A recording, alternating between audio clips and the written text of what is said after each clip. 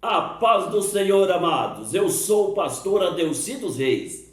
Trago-lhes o comentário da lição 2 da revista da nossa escola dominical, CPAD, que tem como título O Propósito dos Dons Espirituais. Texto áureo. Assim também vós, como desejais dons espirituais, procurais sobejar neles para a edificação da igreja. 1 Coríntios, capítulo 14, versículo 12. Verdade prática. Os dons são recursos concedidos por Deus para fortalecer e edificar a igreja espiritualmente. Amados, hoje nós vamos estudar a lição 2, o propósito dos dons espirituais. Quais são os propósitos dos dons espirituais? Muitas pessoas pensam que os dons espirituais são para tornar a igreja famosa, elitizar os cristãos ou fazê-los mais importantes. Por isso, eles usam os dons espirituais de forma irreverente, interesseira e, sobretudo, com egoísmo. Os dons espirituais são concedidos aos cristãos para edificação individual e coletiva do corpo de Cristo.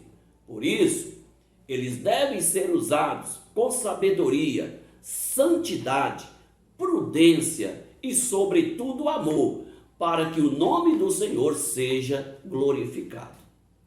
Vamos avançando na nossa lição para o primeiro tópico, que nos diz: os dons não são para elitizar o crente. Ponto 1. A igreja coríntia. A cidade de Corinto, amados, era uma importante cidade da Grécia. Ficava distante de Atenas cerca de 64 quilômetros. Era uma cidade comercial, privilegiada no mar Mediterrâneo. Abrigava dois golfos, onde havia dois portos, uma em direção para Roma e outra em direção às cidades da Ásia. Ali era um ponto de parada para compra, venda e troca de mercadorias. Aquela cidade tinha aproximadamente 600 mil habitantes nos tempos de Paulo. Mais da metade era de escravos. Ali havia uma colônia judaica. Havia também ali povos de Roma, que era a classe dominante, a parte administrativa da cidade. A igreja que foi fundada em Corinto era uma igreja gentia. Ali nós podemos ver que naquela cidade imperava a promiscuidade, a prostituição. Havia um templo à deusa Afrodite e havia tantos outros templos a deuses pagãos. E foi exatamente nesta cidade que Paulo encontrou uma igreja, mesmo com os problemas internos, uma igreja onde manifestava os dons espirituais, a ponto do apóstolo Paulo dizer que nenhum dom faltava naquela igreja. Ponto de número 2. Uma igreja de muitos dons, mas carnal. Amados, nós podemos ver que aquela igreja era uma igreja que havia os dons espirituais. Mas o apóstolo Paulo, ele afirma que aquela igreja era uma igreja carnal, porque aquela igreja, ela não sabia usar corretamente os dons espirituais que receberam do Pai. Nós vemos ali a evidência de uma igreja carnal que visava os próprios interesses. E aqui nós podemos fazer uma pergunta: como pode Deus operar numa igreja carnal?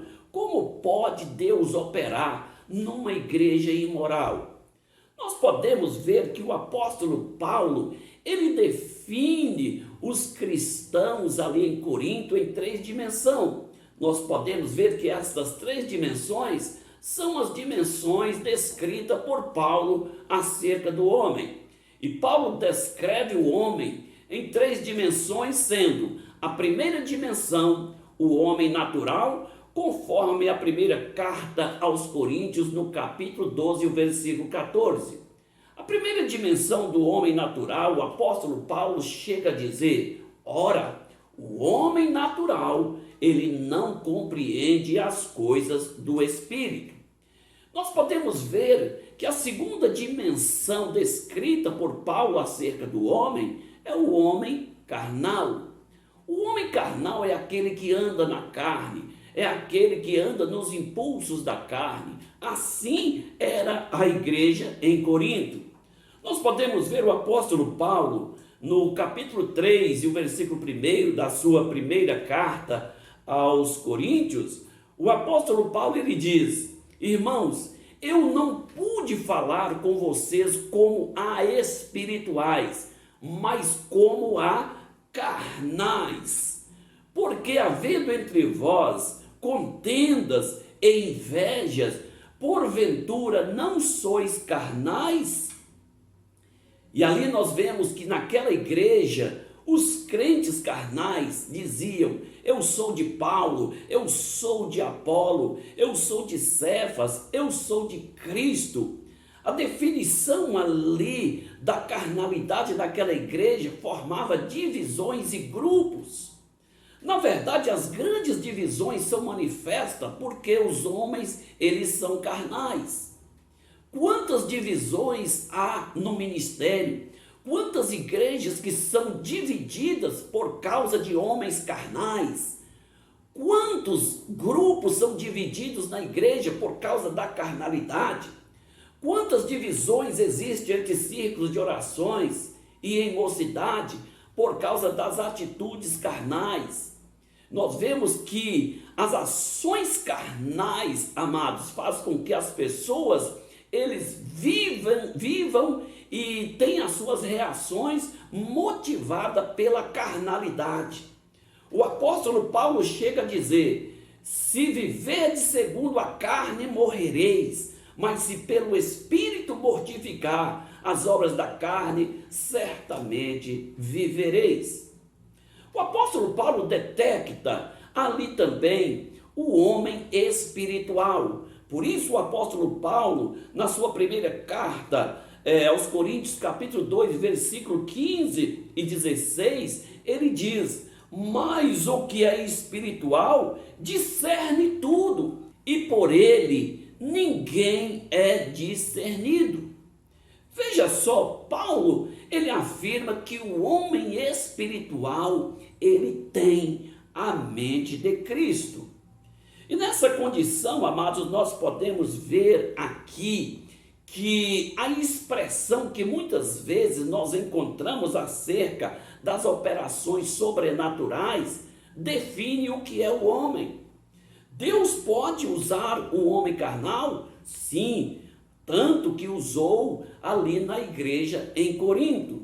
Daqui nós podemos definir, amados, que o homem que Deus usa é um, e o homem de Deus é um outro homem. Nem sempre o homem que Deus usa é o homem de Deus.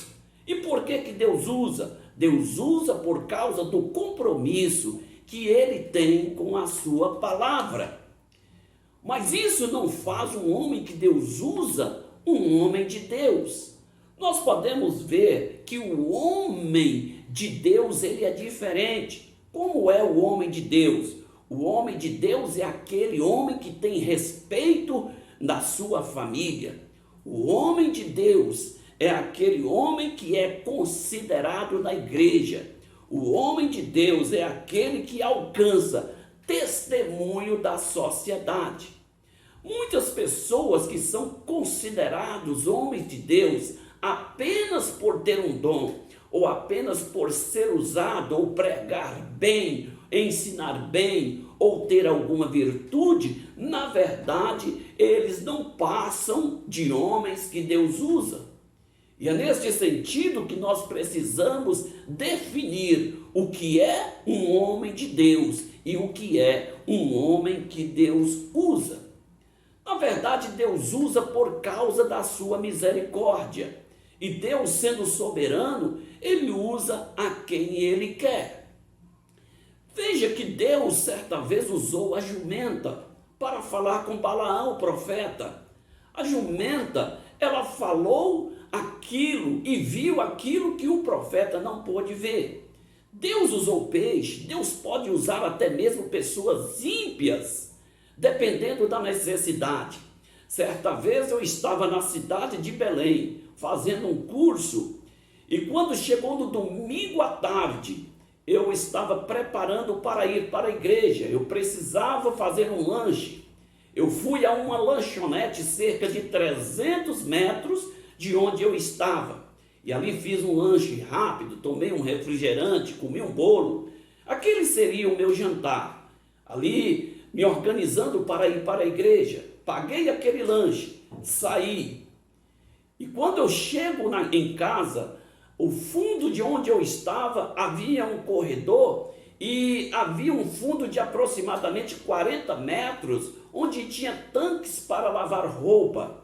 Lá no fundo tinha um senhor, e quando eu entrei, aquele portão bateu atrás de mim. Aquele homem lá no fundo levantou a cabeça, olhou para mim e gritou: irmão, me empresta 100 cruzados. Era no tempo do cruzado, eu ainda era jovem. E então eu bati a mão no bolso para pegar aquele dinheiro, porque era a única nota que eu tinha na carteira. Quando eu bato a mão no bolso, eu vejo que a carteira não estava no bolso. Eu gritei: perdi a minha carteira, e saí correndo na rua e fui até a lanchonete. Quando eu chego na lanchonete, muitas pessoas estavam naquela lanchonete, e eu entrei e vi a minha carteira em cima do balcão da mesma forma que eu tinha deixado. Eu falei para o atendente: vou apanhar a minha carteira, porque eu esqueci aqui. Ele disse: você deu sorte, porque eu não vi a sua carteira e alguém poderia ter apanhado. Eu voltei para casa feliz, e quando eu entrei, eu fui até o fundo onde estava aquele senhor, tirei a nota de 100 cruzado e estendi a mão para ele. E quando eu estendi a minha mão, ele disse: eu estava simplesmente brincando contigo. Eu disse: você não estava brincando, você foi usado por Deus para que eu não perdesse os meus documentos. Afinal, eu estava precisando dos documentos para eu ser empregado. Então nós vemos, amados, que o fato de Deus usar alguém não faz desta pessoa mais santa ou mais importante. Deus usa por causa da misericórdia. Deus usa de acordo com a necessidade. Vamos para o ponto 3. Dom não é sinal de superioridade espiritual. Muitas pessoas pensam que o dom dá uma ênfase a um privilégio, a uma superioridade. Deus não usa ninguém porque ele é melhor. Deus não usa ninguém porque ele é superior. Deus não usa porque alguém é mais importante. E por que Deus usa? Deus usa por causa da sua graça, por causa da sua bondade. Deus usa, amado, porque ele é bom. E neste sentido nós vemos que os dons espirituais são dados através da graça e não por mérito humano. O mérito é de Cristo na cruz do Calvário. Foi através da morte e ressurreição de Cristo que ele concedeu dons aos homens através da bondade e misericórdia do Senhor. Por isso, os dons espirituais não são garantias de espiritualidade. Os dons espirituais não nos garante vida eterna, não é atestado de santidade de ninguém. Nós já dissemos que os dons espirituais, quando são usados de forma irreverente, eles podem até se tornar perigosos e contribuir até mesmo para a perdição daquele que usa de forma irreverente os dons espirituais. Vamos então, amados, para o segundo tópico: edificando a si mesmo e aos outros. Ponto 1. Edificando a si mesmo. Paulo ele chega a afirmar que aqueles que falam em língua edificam a si mesmo. Mas o apóstolo Paulo, ele incentiva todos a falarem em línguas estranhas. Línguas estranhas, amados, traz edificação individual. Os outros dons, eles trazem edificação individual e coletiva. Esta é a verdade acerca dos dons. Visa a edificação pessoal e a edificação coletiva da congregação. Por isso o apóstolo Paulo, ele não proibiu os cristãos em Coríntio falar em línguas estranhas, porque o falar em línguas estranhas traz edificação pessoal e é uma experiência maravilhosa como virtude do batismo no Espírito Santo. Vamos para o ponto de número 2, edificando os outros. Veja só, meus amados, nós vemos que aqueles cristãos em Corinto, eles exerciam os dons espirituais, mas de forma irreverente. Vemos ali que eles não se preocupavam com os outros, eles não se preocupavam com a edificação da congregação, eles não preocupavam com a edificação das outras pessoas. Os dons, eles só têm razão de existir em nós quando nós temos preocupação com os outros, quando nós visamos o bem-estar das outras pessoas. Então isso nós precisamos compreender, que a finalidade de nós sermos usados, a finalidade de nós sermos instrumentos na mão do Senhor, é trazer edificação, consolação para as vidas que irão nos ouvir ou irão ser beneficiados através de algum dom que nós possuímos. Vamos para o ponto 3, edificando até o não crente. Veja só, meus amados, nós vemos aqui que o apóstolo Paulo, ele não proibia em falar em línguas, mas o apóstolo Paulo, ele desejava que todos os cristãos utilizassem outros dons, especialmente os dons de profecia, para que a igreja, ou seja, os outros cristãos fossem edificados. Nós sabemos que uma das finalidades da profecia é trazer edificação, consolação, ou até mesmo exortação para aquele que ouve. E foi exatamente neste sentido aqui que nós podemos ver aqui o comentário da Bíblia de estudo e aplicação pessoal, falando a respeito deste assunto, quando diz: embora o próprio Paulo falasse em línguas, enfatizava a profecia, porque esta edificava a igreja inteira, enquanto falar em língua beneficia principalmente o falante. Aqui é que nós podemos ver a grande diferença do falar em língua e do profetizar. O falar em língua, a pessoa fala diretamente com Deus. É importante na oração, porque traz aí um processo de comunhão, de aproximação de Deus. Mas a profecia, ela é direcionada para o bem-estar da igreja. Então nós precisamos entender que quando os dons espirituais, eles são para edificação da igreja, até mesmo aquele que não é cristão, ele pode ser edificado através do dom espiritual. E assim nós podemos ver que a mensagem do Evangelho, ela pode ser proclamada em uma reunião, para que até mesmo aquele que não é crente, ele possa ser edificado com a mensagem. Vamos então para o terceiro tópico, que nos diz: edificar todo o corpo de Cristo. Ponto 1, os dons na igreja. Nós podemos ver, meus amados, que o apóstolo Paulo, ele dedica 2 capítulos acerca dos dons espirituais. O capítulo 12 da primeira carta aos Coríntios e o capítulo 14 da sua primeira carta aos Coríntios, ele fala acerca dos dons espirituais. Mas o apóstolo Paulo, ele mostra que os dons espirituais, eles devem ser exercidos com amor para que toda a igreja seja edificada. Se não houver amor, nós vemos que não há edificação espiritual. Mas de que amor o apóstolo Paulo está falando? Como nós vamos compreender? Porque vemos tanto falando aí acerca do amor e muitas vezes precisamos de um esclarecimento. Qual o tipo de amor que o apóstolo Paulo frisa para que a igreja seja edificada? Então nós vamos para o texto bíblico da leitura bíblica em classe. Nós podemos ver que entre o capítulo 12 e o 14, Paulo descreve acerca do amor, um capítulo inteiro falando acerca do amor.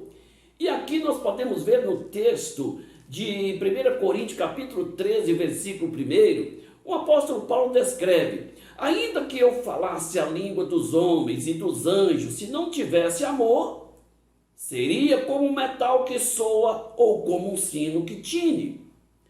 E ele prossegue: ainda que tivesse o dom de profecia e conhecesse todo o mistério e toda a ciência.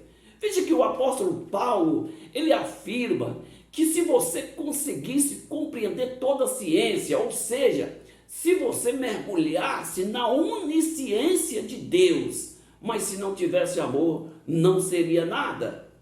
O apóstolo Paulo prossegue: ainda que eu tivesse fé de maneira que transportasse os montes, se não tivesse amor, nada seria.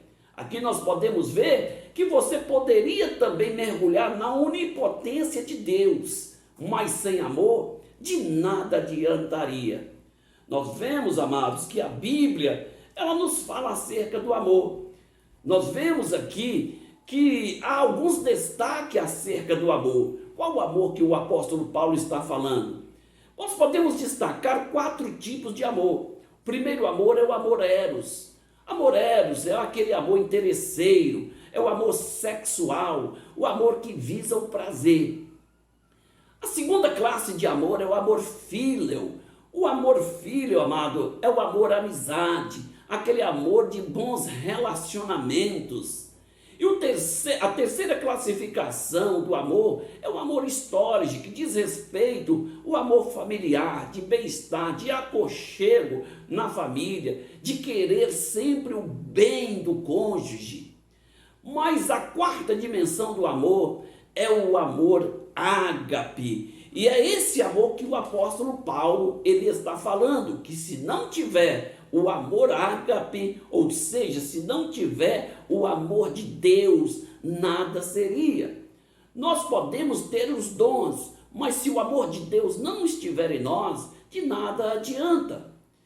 A Bíblia nos informa na primeira carta do apóstolo João, no capítulo 4, versículo 8, veja só, a Bíblia informa que aquele que não ama não conhece Deus, porque Deus é amor. Ou seja, Deus é a essência do amor. E veja só, é neste sentido que quando o apóstolo Paulo ele fala do amor, ele coloca algo muito sublime para que nós pudéssemos participar.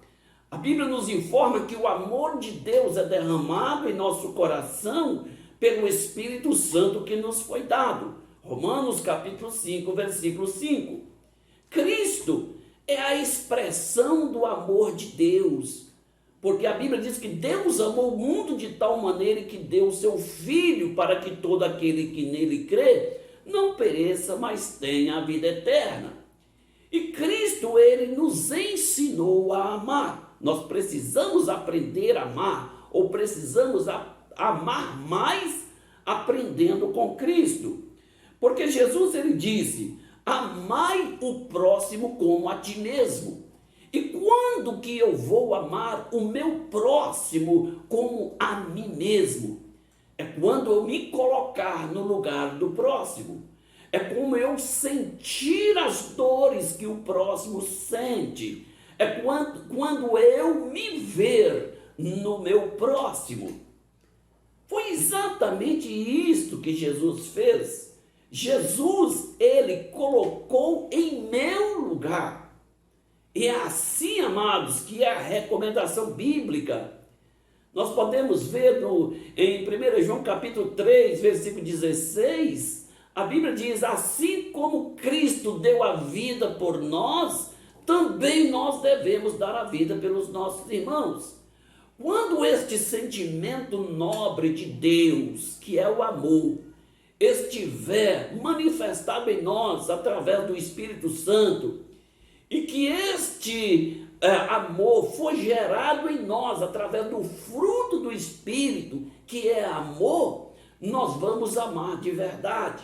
Sem o fruto do Espírito, o amor, ele não atinge um estado pleno, sublime, ou seja, o amor ágape. O ágape de Deus não estará em nós se nós não amarmos de acordo com a manifestação do fruto em nós. Por isso, nós precisamos cultivar o fruto do Espírito, amor, porque é o amor que controla todas as manifestações dos dons espirituais. Por isso o apóstolo Paulo, ele diz: ainda que nós possamos ter o dom de profecia, conhecer toda a ciência, tiver fé, falar a língua dos homens e dos anjos, se não tiver amor, não serve para nada.